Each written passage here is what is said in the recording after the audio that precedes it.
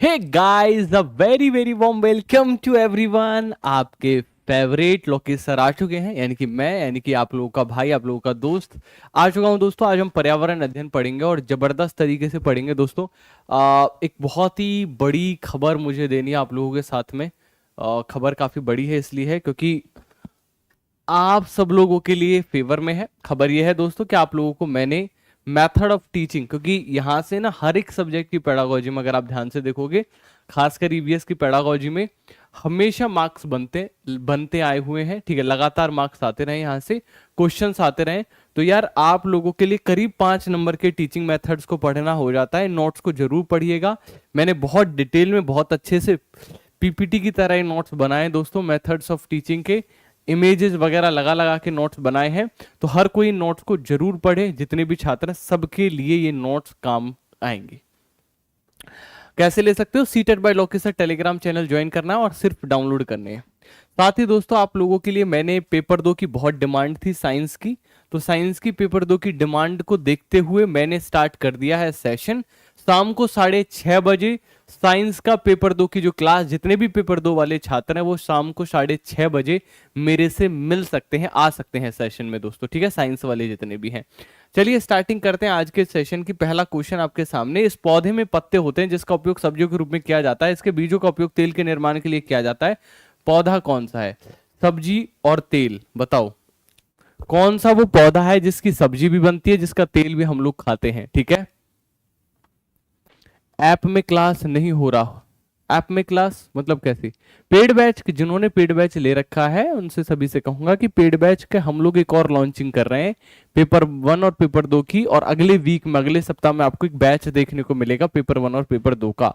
आप लोग कॉल कर सकते हैं इस वाले नंबर पे 9813525292 इस पर ज्वाइन करने के लिए। बताओ, उसमें लाइव क्लासेस होंगी।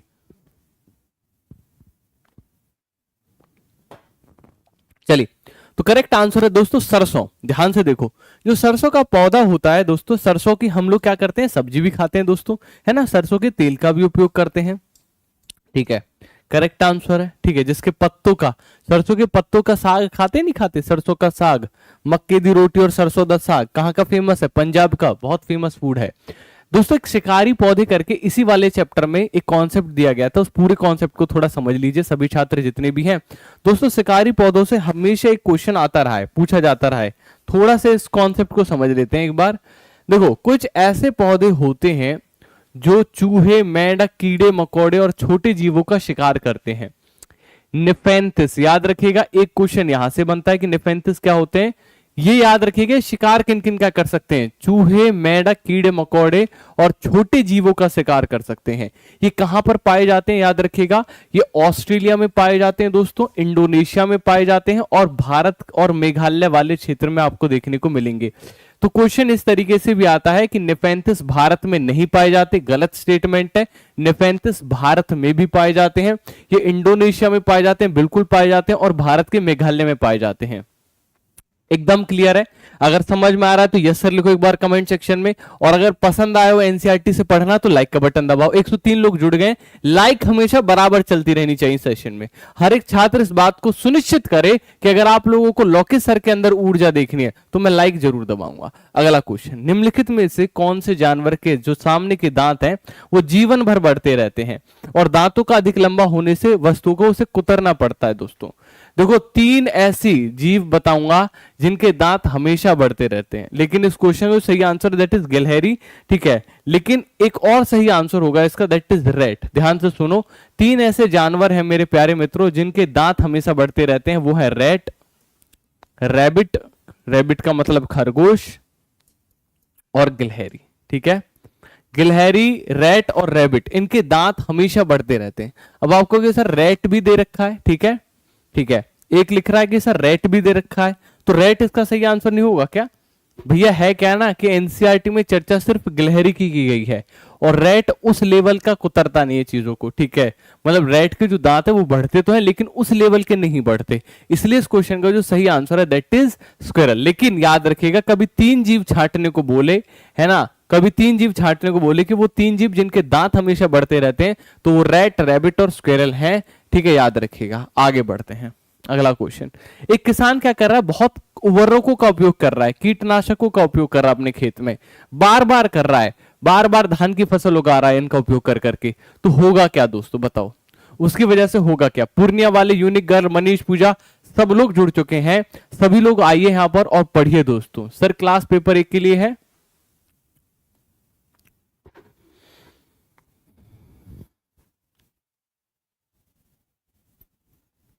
पेपर 6 के लिए है पूजा, ठीक है, पेपर 6 के लिए।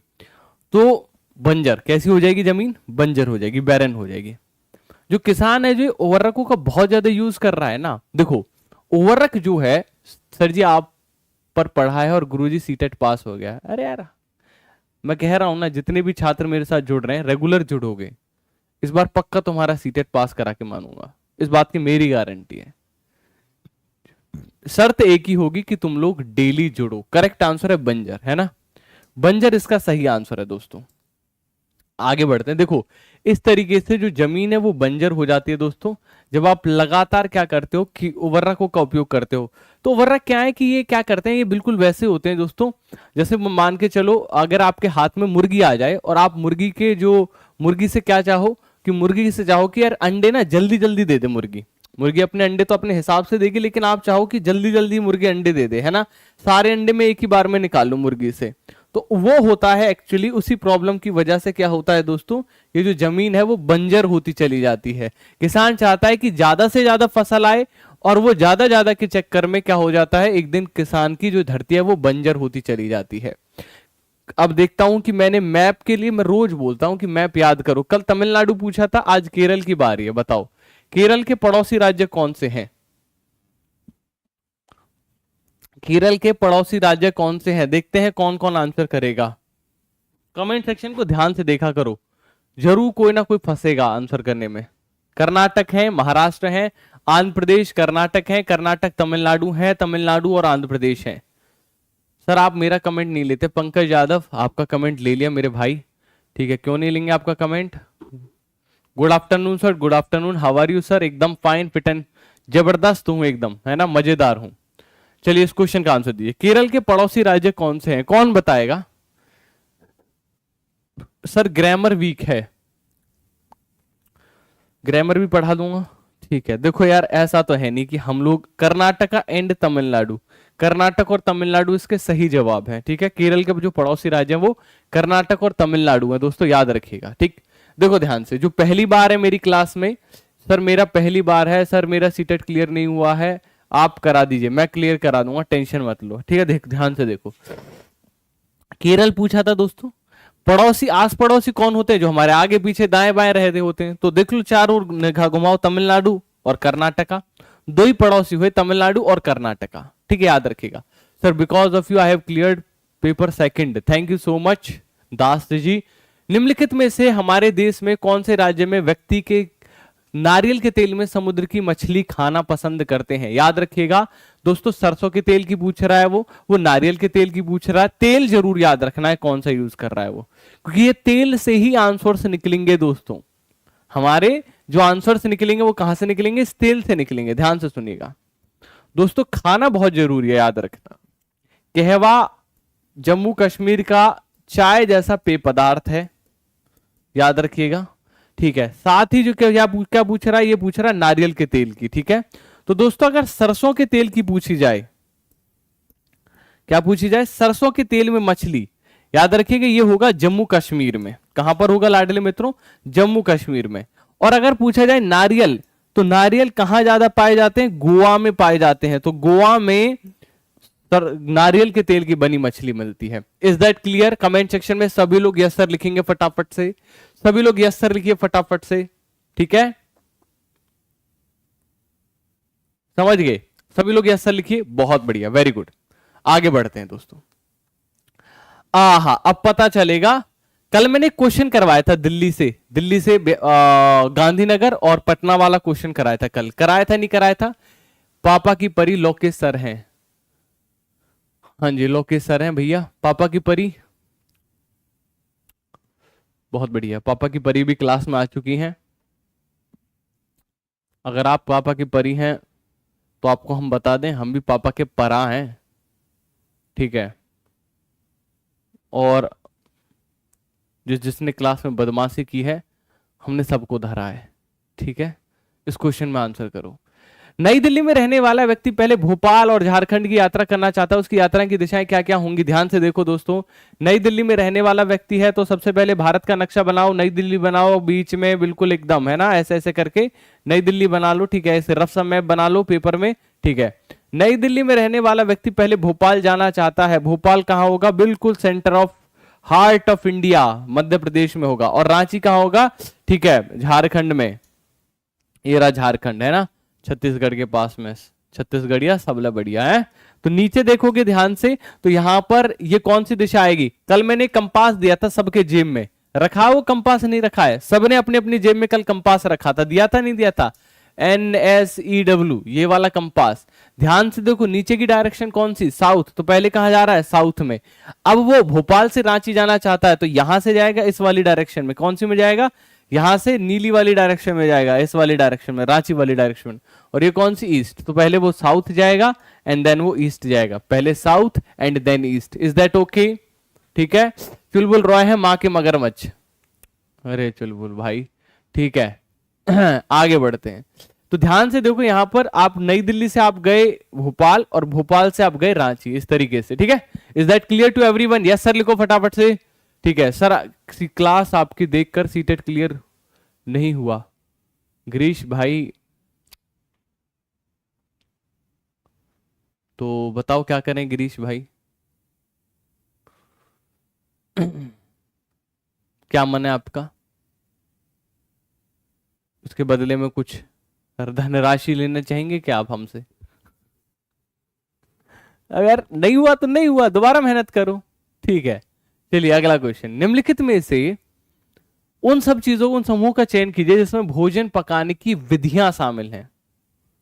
Boiling, kneading, roasting, baking, boiling, rolling, frying, soaking, roasting, baking, frying, roasting. बताओ, भोजन को पकाने की, ना कि बनाने की। फंस जाओगे, जैसे पहला देखोगे लगेगा कि हाँ सर भोजन तो बॉईल भी होता है, हम आटा गूंथते हैं, रोस्ट भी होता है, तो सही तो है सर, क्या दिक्कत है?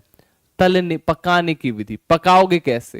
या तो तुम बेक करोगे भोजन को, या फ्राई कर रहे होगे, समोसे गर्मा गर्म है, या रोस्ट कर रहे होगे, है ना, रोस्टिंग होता है ना, रोस्टेड ग्रिल्स खाते हैं, पनीर वगैरह रोस्ट हो जाती है आग पर। ठीक है, that is how it works. ठीक है, चलिए आगे बढ़ते हैं। माउंट एवरेस्ट के बारे में सही कथन का चयन कीजिए। अब पता चलेगा कि कितनी डीप नॉलेज तुम लोगों ने रखी हुई है। सर बहुत दुख की बात है कि नहीं हुआ दोस्त का। हाँ बहुत दुख की बात है। अब यार 100 बच्चे पढ़ते हैं तो मेरा रिजल्ट भी कितना है? मेरा रिजल्ट भी 93% है। इससे ज्यादा 7% छात्र तो ऐसे रहेंगे जो पास नहीं हो पाएंगे, लेकिन 93% को पास कराना कम बात नहीं है दोस्तों। 93% छात्र अगर पास हो रहे हैं तो it's not a bad thing, बहुत बुरी चीज नहीं है। क्योंकि आप खुद देखिए, पूरी सीटेट का रिजल्ट जो 10% है, लेकिन मैं 10% से 9 गुना चांस होता है आप मेरे से अगर पढ़ते हैं कि आपका सीटेट पास हो जाएगा। या फिर मेरे से ही नहीं, मेरी पूरी टीम से अगर आप पढ़ते हैं। और हमारी टीम में दोस्तों अजय सर सुबह क्लास लेते हैं, फिर हिमांशु सर है, क्या गजब क्लास अभी चली रही थी कुछ देर पहले, मैं लेता हूं, फिर SST की क्लास साइंस भी मैं लेता हूं। करेक्ट आंसर है that is yes, it is a part of Nepal and height of its peak is 8900 metre. याद रखिएगा, जो माउंट एवरेस्ट है वो नेपाल का हिस्सा, और इसकी ऊंचाई कितनी है? 8900 मीटर ऊंची है, याद रखिएगा, नेपाल। ठीक है, क्योंकि पहले क्या दिया हुआ है? जम्मू कश्मीर गलत स्टेटमेंट है, भारत का हिस्सा ये गलत स्टेटमेंट है, नेपाल का हिस्सा है दोस्तों, तिब्बत का हिस्सा गलत स्टेटमेंट है। ठीक है, आगे बढ़ते हैं। ब्रेल लिपि में कितने उभरे हुए पॉइंट्स होते हैं? तो ब्रेल लिपि के बारे में आप सभी जानते हैं दोस्तों कि जो ब्रेल लिपि है ये लुइस ब्रेल ने खोजी थी। ठीक है, और जो ये लुइस ब्रेल थे बचपन में खेल रहे थे। अब बिल्कुल जैसे गोपाल जहां है वो पत्थर वत्थर से खेल रहे हैं ऐसे, है ना, ऐसे ऐसे खेलने लगे और आंख में कुछ गिर जाए और आपकी दोनों आंखें खराब हो जाए। सर आपकी वाइफ कैसी है?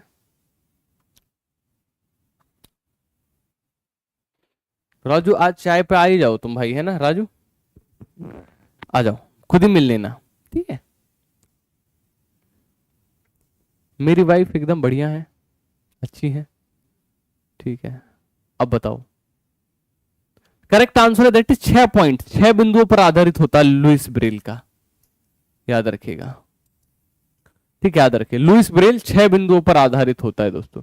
ठीक, चलिए आगे बढ़ते हैं। ठीक है, यहां पर आप देख भी सकते हैं ये 6 बिंदु जिन पर पूरी की पूरी जो हमारी ब्रेल लिपि है वो आधारित होती है। और इनको जितने भी ऐसे छात्र होते हैं दोस्तों जिनको दिखाई नहीं देता, वैसे हाथ फेर फेर कर पढ़ने का काम करते हैं, ऐसे हाथ फेर फेर कर पढ़ते हैं। ठीक है, और वो पढ़ भी पाते हैं, सोच के देखो। क्योंकि यार भगवान अगर कोई एक चीज छीन लेता है ना तुमसे, तो 4 रास्ते तुम्हारे लिए खोल के तैयार रखता है। तो अगर तुम्हारा इस बार पास नहीं हुआ ना, तो तुम्हारे लिए 4 रास्ते खोले हैं भगवान ने। अब वो 4 रास्ते कौन से, एक बार अपने घर के बाहर जाके देखोगे घर का रास्ता खुल रहा है नहीं खुल रहा है। ठीक है, अगर घर का रास्ता खुल रहा है तो बाहर के रास्ते भी खुल ही रहे होंगे। हमारे देश में इनमें से किस हिस्से के लोग अपने आंगन में टैपियोका उगाते हैं?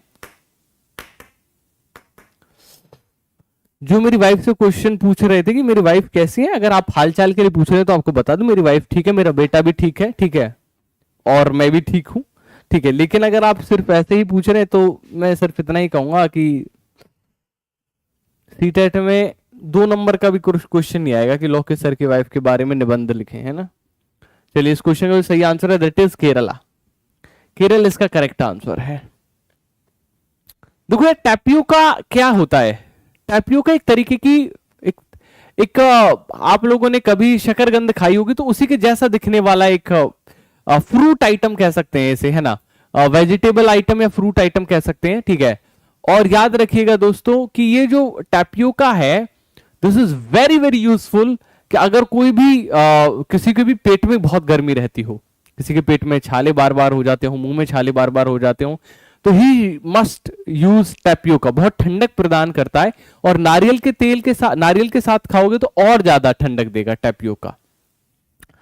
अब मानचित्र से एक और क्वेश्चन, क्योंकि मानचित्र is one of the favourite, जो कि सीटेट हमेशा क्वेश्चन देता है मानचित्र से। तो आंसर करो फटाफट से कि भारत के मानचित्र पर दिल्ली की स्थिति में हिमाचल प्रदेश की राजधानी शिमला और मध्य प्रदेश की राजधानी भोपाल कहां कहां पर स्थित हैं दोस्तों? बताओ। आपकी कृपा से मां 101 से 5 पास किया हूं सर। संतोष कुमार, खुश रहो भैया, है ना।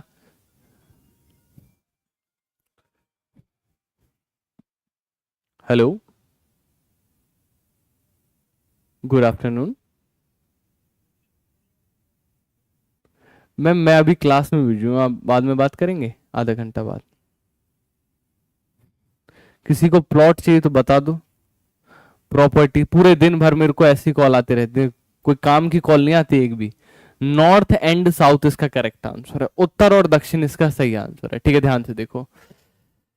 हिमाचल प्रदेश की राजधानी शिमला और मध्य प्रदेश की राजधानी भोपाल कहां कहां पर स्थित है? देखो ध्यान से। तो ये दिल्ली है, हिमाचल प्रदेश की राजधानी शिमला, यहां रही राजधानी शिमला। ठीक है, ऊपर ही मान लो इसे। और मध्य प्रदेश की राजधानी भोपाल, ये नीचे हो गया और ये ऊपर हो गया। ठीक है, तो यानी कि ये नॉर्थ में है और ये साउथ में है। तो ये नॉर्थ हो गया और ये साउथ हो गया। खत्म, निपटा दो, क्वेश्चन खत्म। ठीक है, अगला क्वेश्चन, ये वाला क्वेश्चन हो चुका, अगला क्वेश्चन लेते हैं। ठीक है, हाँ, केरल के पड़ोसी राज्य भी केरल करा दिया। बार बार एक ही क्वेश्चन आ रहा है, ये भी हो चुका है। अब अगर रिपीटेड क्वेश्चन दिया तो कंप्यूटर साहब बेइज्जती मत कराओ। हो चुका है कंप्यूटर साहब, हो चुका है, हो चुका है। चलो, सुनीता विलियम्स के बारे में कौन सा कथन सत्य है?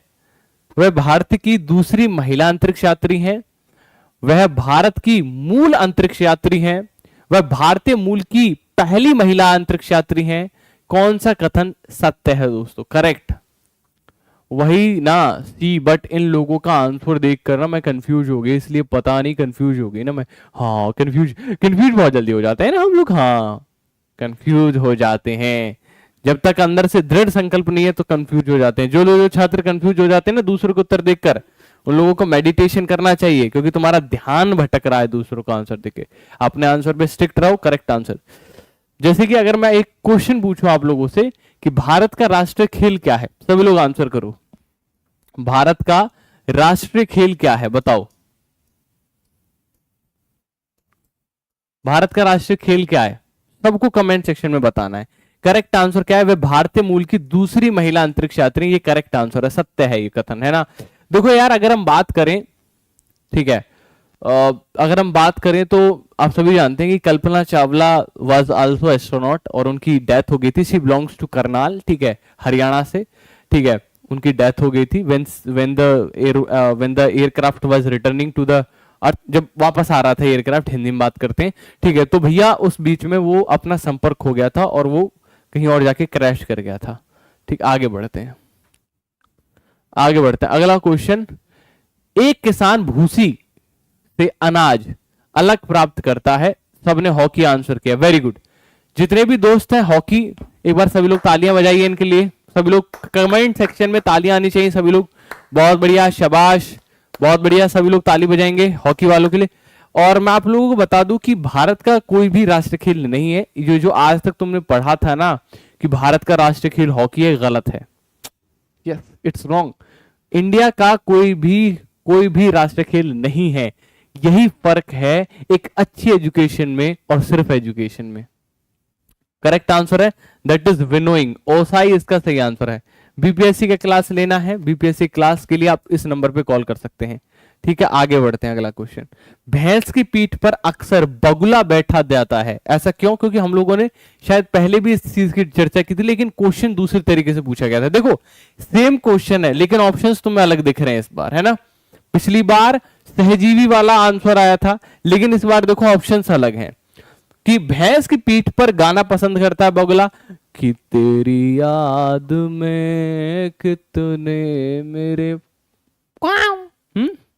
बगुले को ऐसा पसंद है, कुछ देर उड़ने के बाद आराम करता है कि चलो आराम कर लूं ना, ना पेड़ पे नहीं करूंगा, भैंस की पीठ पे करूंगा, है ना। ऐसा भैंस की पीठ पर परजीवियों को खाता है और घास में मौजूद कीड़ों को खाता है। बताया, क्या बढ़िया क्वेश्चन है। यस, करेक्ट आंसर है that is feeds on parasites on the buffaloes back, right. Buffalo की पीठ पर बैठकर परजीवियों को खाता है दोस्तों। ठीक है, याद रखिएगा। ठीक सर, अभी तक तो हम लोगों ने यही पढ़ा था भैया, गलत पढ़ा था। चलिए क्वेश्चन देखो ध्यान से। यह उत्तराखंड का एक स्थान है तथा यह एक महत्वपूर्ण पर्यटन स्थल है। यह अरण्य बाग के संरक्षण से संबंधित है। इस जगह की पहचान कीजिए।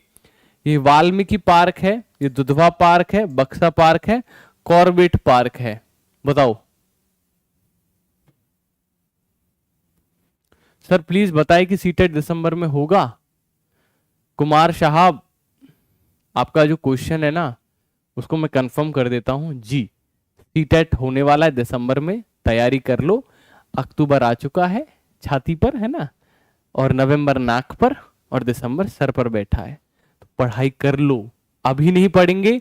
अब देख रहे हो, अब तुम देखना धीरे धीरे, जैसे पेपर का जिस दिन नोटिफिकेशन आएगा ना उस दिन देखना तुम, ऐसे आएंगे सब बच्चे निकल कर कहां से, बिल में, अभी तक सब बिलों में छुपे बैठे हैं, सब बच्चे छुपे बैठे हैं बिलों में, और जैसे नोटिफिकेशन सब बिल से बाहर देखेंगे, हैं गुरुजी मैराथन, गुरुजी मैराथन लगाओ, गुरुजी नोट्स दे दो, गुरुजी नोट्स, गुरुजी बहुत लेट हो गए गुरुजी, अब नोट्स दे दो, बैच ले लेते हैं सर जी, बैच भी ले लिया सर जी, नोट्स भी ले, फिर करेंगे पागलों की तरह, पहले से पढ़ते नहीं है। झारखंड की प्रमुख फसल कौन सी है? मूंगफली है, मक्का है, चावल है, गेहूं है। बताओ।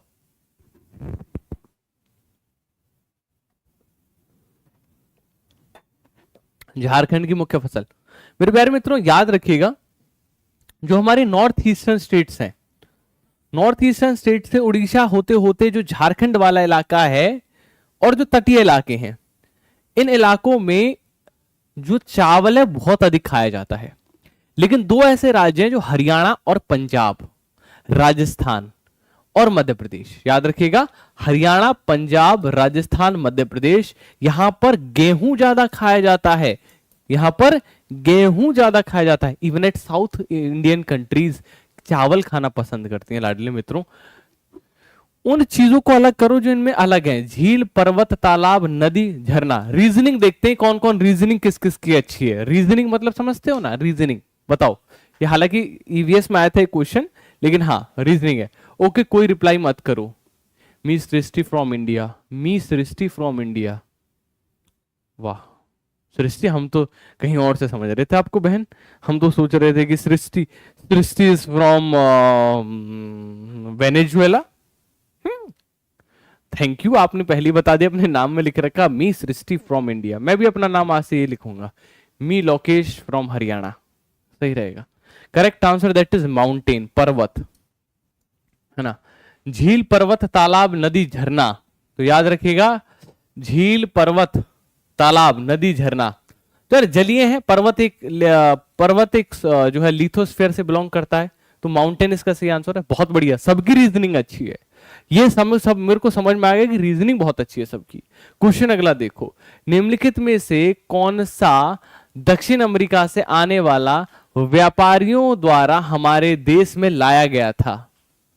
No, Korea. अच्छा, कोरिया से हो आप, बहुत बढ़िया। फिर तो आप उनके भी फैन होंगे जो कोरिया वाले हैं जितने भी। कौन सा है वो, बीटीएस आर्मी, हाँ, वो जिनकी आंखें नहीं दिखती हैं, ऐसे चुन्नी चुन्नी सी आंखें रहती हैं जिनकी, है ना, वही। I am not become racist, right, लेकिन हाँ बढ़िया है यार, ठीक है। उनका म्यूजिक बैंड काफी अच्छा है and literally they are very good. निम्नलिखित में से दक्षिण अमेरिका में आने वाले व्यापारियों द्वारा हमारे देश में कहां से लाया गया था? पत्ता गोभी, टमाटर, मटर, भिंडी, ठीक है। करेक्ट आंसर टमाटर। मुझे उनमें से आज तक ये समझ में नहीं आया कि कौन सा लड़का कौन सी लड़की है उस बीटीएस आर्मी में। आप में से कोई जानता हो तो कृपया करके मुझे जरूर बताइएगा, ठीक है। 6-7 लड़कों का ग्रुप है, लड़कियों का ग्रुप है, आज तक समझ नहीं आया मेरे को। क्वेश्चन ध्यान से देखो, इनमें से 3 राज्यों का समूह जिनके समुद्र तट पर अरब सागर पर है, बताओ। केरल, कर्नाटक, महाराष्ट्र, आंध्र प्रदेश, केरल, कर्नाटक, गुजरात, महाराष्ट्र, पश्चिम बंगाल, गुजरात, महाराष्ट्र, तमिलनाडु, ठीक है। सर ये सीटेट करेगी कोरिया में? हाँ हाँ, सीटेट पढ़ने के बाद आदमी कहीं पढ़ा ले, ये ट्यूशन क्लासेस खोलेंगे वहां पे कोरिया में। Correct answer is Kerala, Karnataka, Maharashtra इसका सही आंसर है। Black pink also, okay.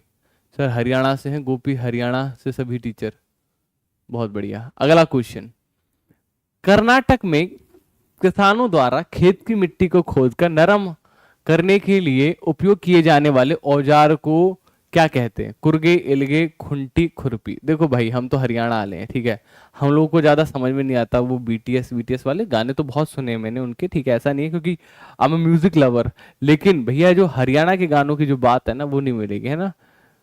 ओ तुम मेरी गढ़वा दे पिया, ये रागनी है हरियाणा की। Ragini is like local folk songs जो होते हैं। खुंटी इसका सही आंसर है दोस्तों, ठीक है।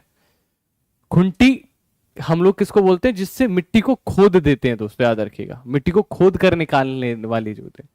कुरगे, खुरपा होता है बेसिकली। खुंटी हमारी पता ही चल गया, जो छोटी सी है ना खुरपी होती है बेसिकली, यस।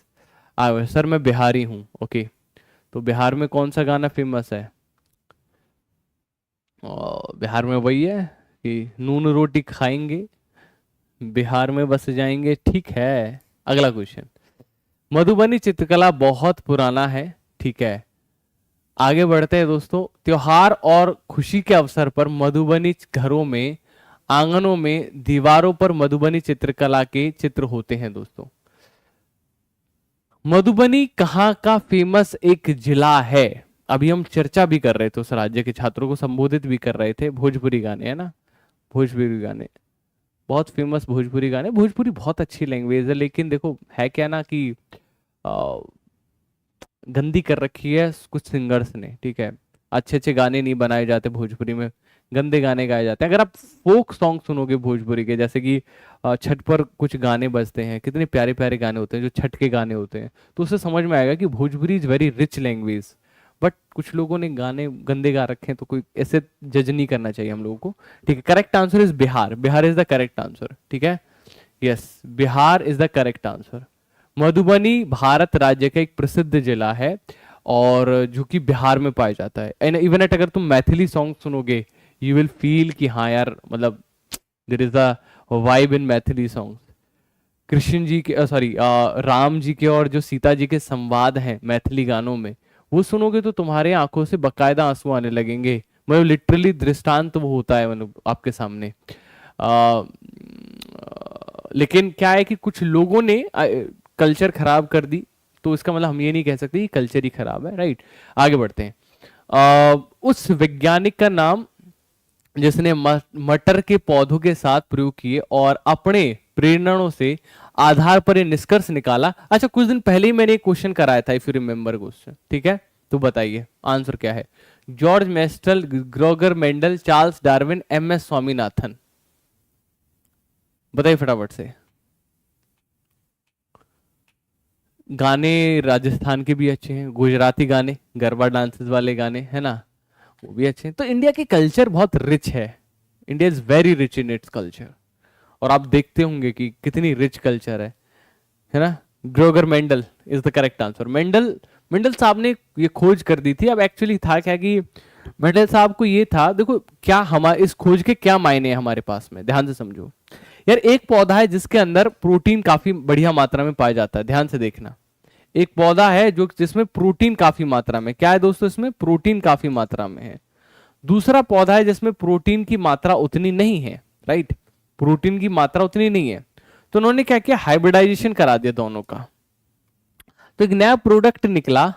तीसरा पौधा, इसके अंदर कार्बोहाइड्रेट अधिक था, इसके अंदर प्रोटीन अधिक था। तीसरा ऐसा प्रोडक्ट निकला जिसके अंदर प्रोटीन और कार्बोहाइड्रेट दोनों थे, ठीक है, हालांकि उतने नहीं थे लेवल पर, लेकिन कुछ तो आए, प्रोटीन और कार्बोहाइड्रेट दोनों आए। तो हुआ क्या कि ऐसे ही दोस्तों अनाज जो आज हम खाते हैं, तरीके तरीके के अनाज जो हम खाते हैं, तो है कि पहले अनाज जो थे, अगर एक बीज जो अनाज होता था उससे नए जो अनाज आते थे वो 20 या 10 आते थे, लेकिन आज एक बीज अनाज 200 से 300 दाने दे सकता है। And this is all about कि यार कितना डाइवर्स हो गया है हमारा ग्रोवर मेंडल जी का कॉन्सेप्ट। तो cross hybridization is very very use, है ना सर। यूपी गाने, यूपी में भी बहुत अच्छे अच्छे गाने होते हैं, ठीक है। छज्जे ऊपर बोयोरी बाजरा, खिल गया फूल चमेली का, हे ये डीजे पे बजते रहते हैं गाने, ये सब यूपी के गाने हैं, ये यूपी की भाषा है। हाँ, अवधी भाषा के गाने बहुत प्यारे हैं, ठीक है। आगे बढ़ते हैं। एक क्वेश्चन देखो ध्यान से। उल्लू, रेशम कीट, बाज, स्लॉथ। उल्लू, रेशम कीट, बाज, स्लॉथ। उल्लू हमसे 4 गुना दूरी से देख सकते हैं। दिन के लगभग 17 घंटे वृक्ष पर लटक कर देख सकते हैं।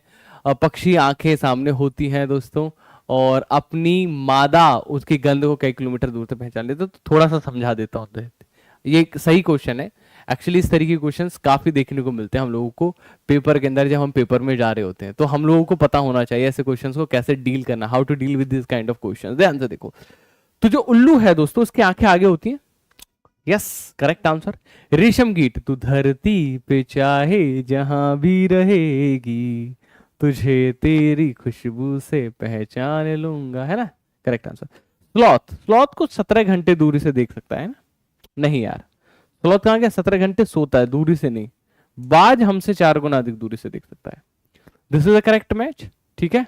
सर मैं आपकी क्लास पहली बार ज्वाइन किया हूं, अजीत स्टडी 360 डिग्री, ठीक है। बिल्कुल मेरी कक्षा की पीडीएफ नहीं देता मैं क्लास की, लेकिन हाँ नोट्स की पीडीएफ जरूर देता हूं, ठीक है। तो इस क्वेश्चन का सही आंसर है that is yes, correct answer is option number 1। Okay दोस्तों, ये जो टेलीग्राम, जो जितने भी छात्र हैं ना, कोई जाएगा मत, ठीक है, सबको मैं कुछ दिखा रहा हूँ। It's not a paid course का प्रमोशन, आपके लिए ही कुछ फायदे की चीज है, ठीक है। इसमें टेलीग्राम है नहीं है, टेलीग्राम खुल जाओ, खुल जाओ, ठीक है।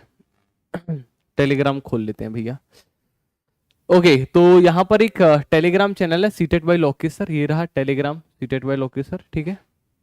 तो आप लोगों को इस टेलीग्राम चैनल में मैंने नोट्स दिए हैं, टीचिंग मेथड्स नोट्स दिए हैं इसमें।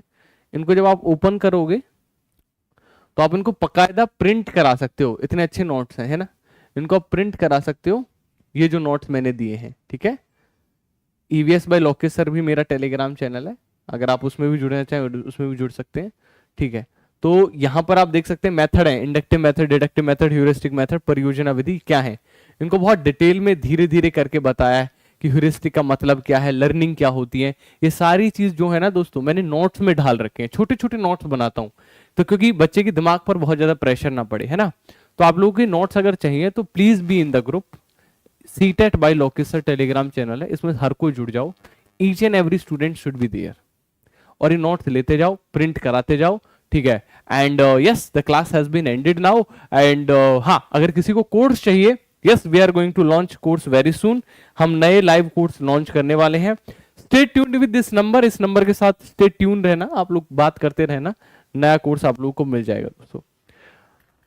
राम राम जी, बहुत बहुत धन्यवाद, राम राम सारे भाई आने, ठीक है, thank you so much. All right, फिर मिलते हैं कल दोपहर 1:30 बजे, कल दोपहर 1:30 बजे मिलेंगे, और शाम को 6:30 बजे मिलेंगे, साइंस जिसको पढ़नी हो अलग अलग एग्जामिनेशंस के लिए, ठीक है। तो सर सब बड़े हैं, बच्चे नहीं, तो जितने भी अंकल और आंटियां हैं, ठीक है। अब ऋतु, ऋतु आंटी जी, ठीक है, अब ये सही रहेगा।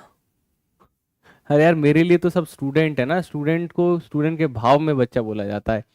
अब चाहे कोई अंकल बैठा हो, आंटी बैठा हो मेरी क्लास में, ठीक है, मेरे से बड़े हो बेशक, मुझे कोई फर्क नहीं पड़ता, लेकिन for me you all are like little little childs जो कि लर्निंग कर रहे हैं, और हम सबके अंदर वो चाइल्ड होना चाहिए जो लर्न करे, है ना। बच्चे का मतलब वो बच्चा है तुम्हारे सबके अंदर जो लर्निंग चाहता है, जो सीखना चाहता है। कैसे हम लोग जब छोटे थे तो हम लोगों के मम्मी पापा हाथ पकड़ के सिखाया करते थे, चुप चुप सीखा करते थे हम लोग, है ना। वही लर्निंग वाले जो होना चाहिए दिमाग में, ठीक है, समझ गए। Okay, thank you so much, फिर मिलते हैं आप लोगों से, बाय बाय, टेक केयर, ख्याल रखिए, मुस्कुराते रहिए, हंसते रहिए, ठीक है, थैंक यू।